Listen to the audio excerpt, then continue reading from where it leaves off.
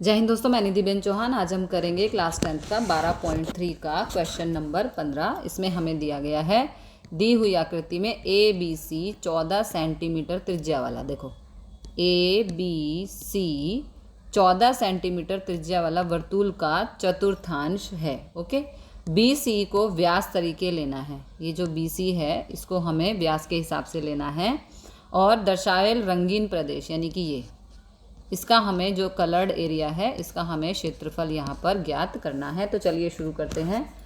चतुर्थांश, देखो चतुर्थांश क्या है हमारा, ए बी सी, ये चतुर्थांश है, मतलब कि चौथा हिस्सा है। ठीक है, चाप बी सी चाप है, यहाँ पर बी सी जो है वो चाप है।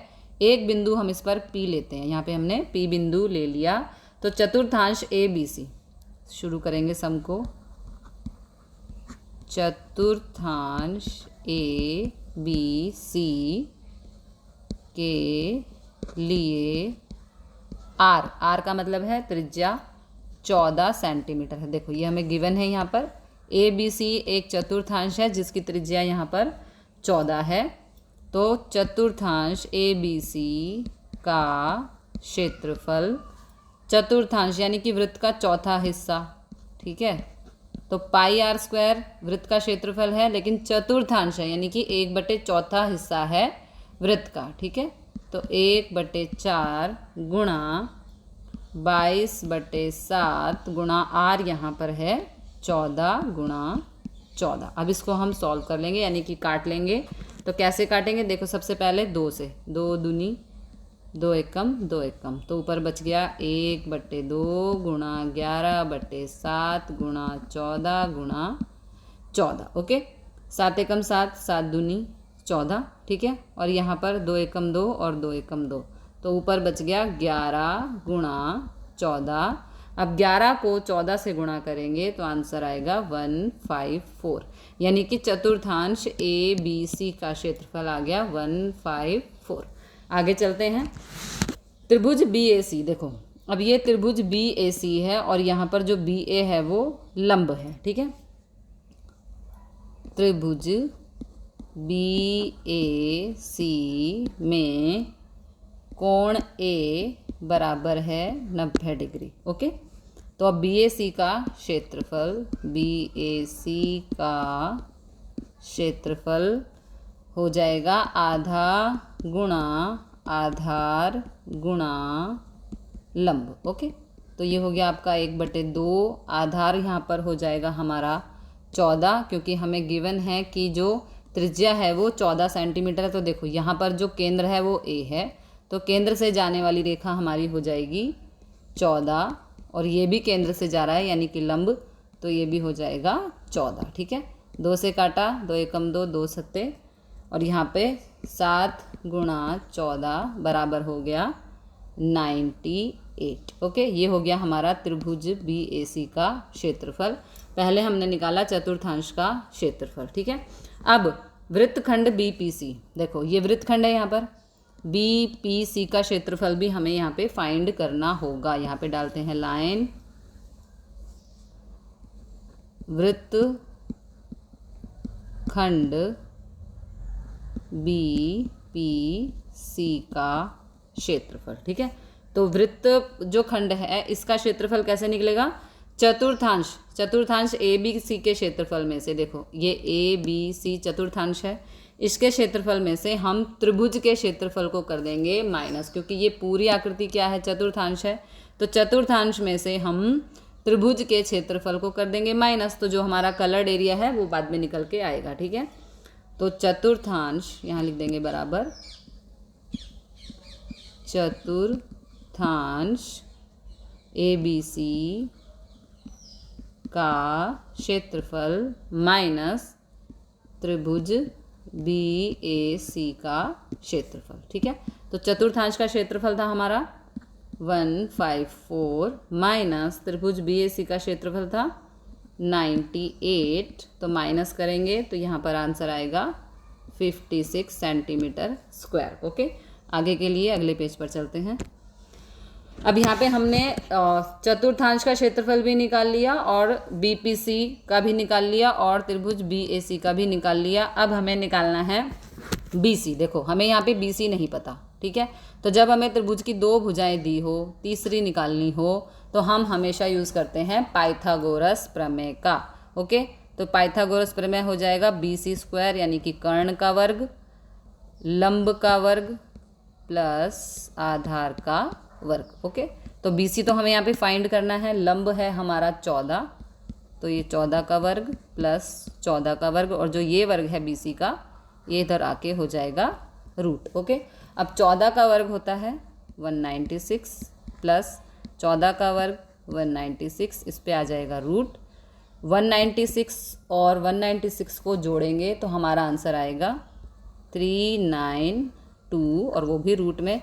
अब यहाँ पे हम 392 का लेंगे LCM। ओके, 2 एकम 2, यहाँ पे हो जाएगा आपका 2 निम 18, और ये हो गया 2 छिक 12। अगेन 2 से 2 निम 18, 2 अट्ठे 16, फिर 2 चौक 8, 2 निम 18, 7 सत्ते 49, और 7 1 जा 7।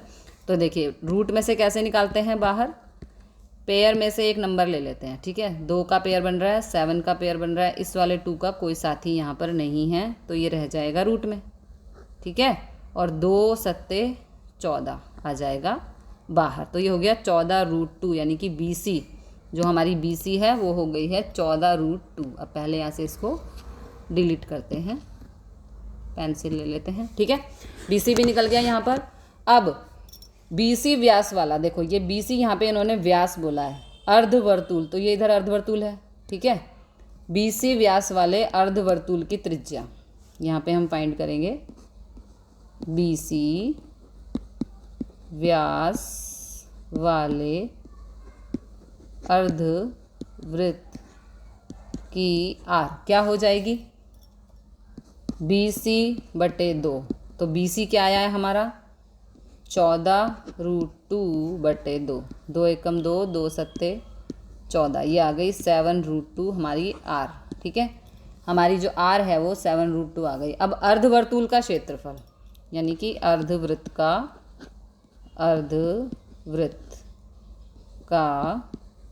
क्षेत्रफल। अर्धवृत्त का क्षेत्रफल क्या होता है, देखो पहले वृत्त का लिख दो πr², अब अर्ध है दैट मीन्स आधा, तो 1/2 गुणा 22/7, और R है हमारी 7√2 गुणा 7√2। ओके, अब इसे काटेंगे, देखो 2 से काटा, यहाँ पे आ गया 11, ठीक है। तो ये बच गया 11/7 गुणा 7 सत्ते 49, और √2 को √2 से गुणा करेंगे तो यहाँ पर आ जाएगा 2। ओके, बिकॉज रूट वाले नंबर जब एक जैसे हों और वो गुणा हो रहे हों तो एक नंबर आ जाता है बाहर। 7 एकम 7, 7 सत्ते 49, तो यहाँ हो गया 11 गुणा 7 दूनी 14। 11 को 14 से गुणा करेंगे तो हमारा आंसर आएगा 154। ओके, अब हमें क्या करना है, अब हमें निकालना है रंगीन प्रदेश का क्षेत्रफल। तो हम क्या करेंगे, अर्धवर्तुल के क्षेत्रफल में से माइनस कर देंगे वृत्तखंड BPC का क्षेत्रफल, ठीक है। तो रंगीन यहाँ पे लाइन डाल के करेंगे, रंगीन प्रदेश का क्षेत्रफल अर्धवृत्त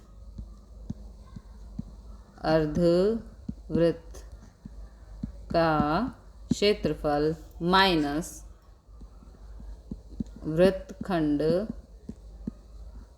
BPC का क्षेत्रफल, ठीक है। अर्धवृत्त के क्षेत्रफल में से माइनस कर देंगे वृत्तखंड BPC का क्षेत्रफल। तो अर्धवृत्त का क्षेत्रफल था 154 माइनस वृत्तखंड का था 56, ठीक है। माइनस करेंगे तो आंसर आएगा 98, यानी कि जो कलर्ड एरिया है हमारा उसका आंसर है, यानी कि उसका जो क्षेत्रफल है वो है 98।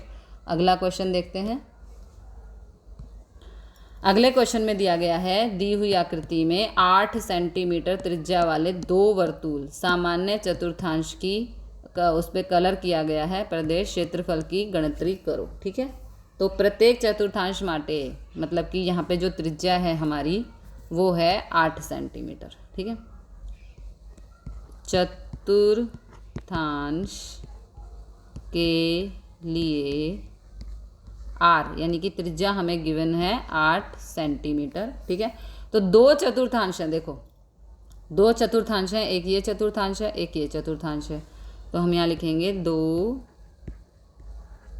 चतुर्थांश के लिए क्षेत्रफल। अब देखो 2 चतुर्थांश हैं इसलिए यहाँ 2 आएगा। चतुर्थांश का मतलब है 1/4, और चतुर्थांश किसका है? वृत्त का है। ठीक है, तो वृत्त का एरिया होता है पाई आर स्क्वायर। ठीक है, तो यहाँ पे सभी वैल्यूज़ रख देंगे। 2 गुणा 1/4 गुणा 22/7 गुणा 8 गुणा 8। ओके, बिकॉज आर हमारी यहाँ पर 8 हमें गिवन है। 2 से कटा 2 एकम 2, 2 दूनी 4, तो यहाँ पर बच गया 1/2 गुणा 22/7 गुणा 8 गुणा 8। ठीक है, अगेन 2 से 2 एकम, ये हो गया 11, तो 11/7 गुणा 8 8 हो गया 64, तो ये हो गया 64। अब 64 को यदि हम 11 से गुणा करेंगे, 64 को 11 से गुणा करेंगे तो आंसर आएगा 704/7। ओके, तो ये हमारा 2 चतुर्थांश का क्षेत्रफल यहाँ पर आ चुका है। अब चौरस, यानी कि जो बाहर की आकृति है वर्ग, हम उसका क्षेत्रफल निकालेंगे। वर्ग का क्षेत्रफल होता है बाजू का वर्ग। तो बाजू कितनी दी गई है? 8। देखो ये 8 है, ये भी 8 है, ये भी 8 है, ये भी 8 है। ठीक है, तो 8 का हो जाएगा वर्ग, यानी कि 64। पहले हमने चतुर्थांश का क्षेत्रफल निकाल लिया। ओके, 2 थे वो, फिर हमने वर्ग का क्षेत्रफल निकाल लिया। अब हमें निकालना है जो ये कलर्ड एरिया है, इसका क्षेत्रफल। तो क्या करेंगे हम? वर्ग के क्षेत्रफल में से, ठीक है, नहीं सॉरी, 2 चतुर्थांश के क्षेत्रफल में से माइनस कर देंगे वर्ग के क्षेत्रफल को। तो जो हमारा रंगीन एरिया है वो हमारा निकल के आएगा। चतुर्थांश के क्षेत्रफल में से माइनस कर देंगे वर्ग के क्षेत्रफल को। अगले पेज पर चलते हैं इसके लिए। रंगीन प्रदेश का क्षेत्रफल क्या आएगा? 2 चतुर्थांश